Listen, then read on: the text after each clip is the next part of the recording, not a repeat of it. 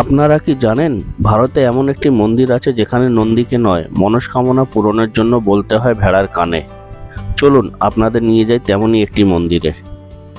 আজ আমরা চলে এসেছি তেমনই একটি বিখ্যাত মন্দিরে, যার নাম মঙ্গলনাথ মন্দির। এই মন্দির উজ্জয়িনী জংশন থেকে 6 কিলোমিটার দূরত্বে শিপ্রা নদীর তীরে অবস্থিত। এই মন্দিরে আসার জন্য আমরা প্রথমে হাওড়া থেকে শিপ্রা এক্সপ্রেসে চেপে উজ্জয়ন এসে পৌঁছাই। তারপর সেখান থেকে মহাকালেশ্বর মন্দিরে 12টি জ্যোতির্লিঙ্গের মধ্যে একটি দর্শন করে আমরা এসে পৌঁছাই এই মন্দিরে। এই মন্দিরটি হলো মঙ্গলনাথ মন্দির, যা মাঙ্গলিক দোষ কাটানোর জন্য বিখ্যাত। এখন আমরা প্রবেশ করছি মঙ্গলনাথ মন্দিরে। মৎস্যপুরাণ অনুসারে মঙ্গল গ্রহের জন্মস্থান হিসাবে পরিচিত এই মন্দিরটি। এই মন্দিরের প্রধান দেবতা হলো মহাদেব বা শিব।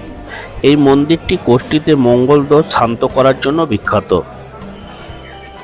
মঙ্গল গ্রহের এই মন্দিরে মঙ্গলবার পুজো করা অত্যন্ত শুভ ও ফলদায়ক বলে মনে করা হয়, তাই এখানে মঙ্গলবার সবচেয়ে বেশি ভিড় থাকে।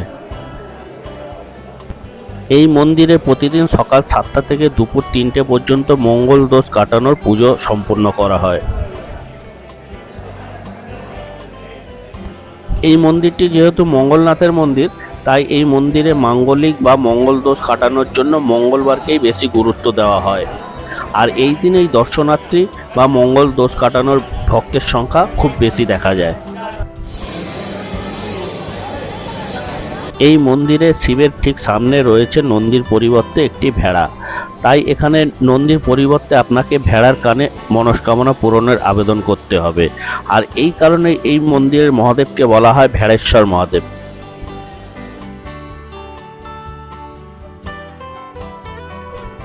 এই মন্দিরের একটি ভৌগোলিক অবস্থানও রয়েছে। এই মন্দিরটি কর্কটক্রান্তি রেখার উপরে অবস্থিত। প্রাচীনকালে এখান থেকে মঙ্গল গ্রহ স্পষ্টভাবে দেখা যেত।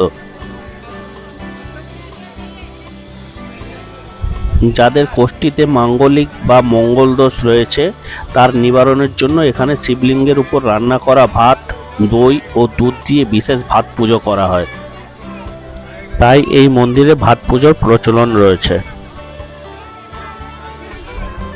বলা হয় এই মন্দিরে আপনি বা আপনারা নাম গোত্র দিয়ে পুজো দিলে সেই পুজো আপনার বংশের সবার পুজো বলে বিবেচিত হয়।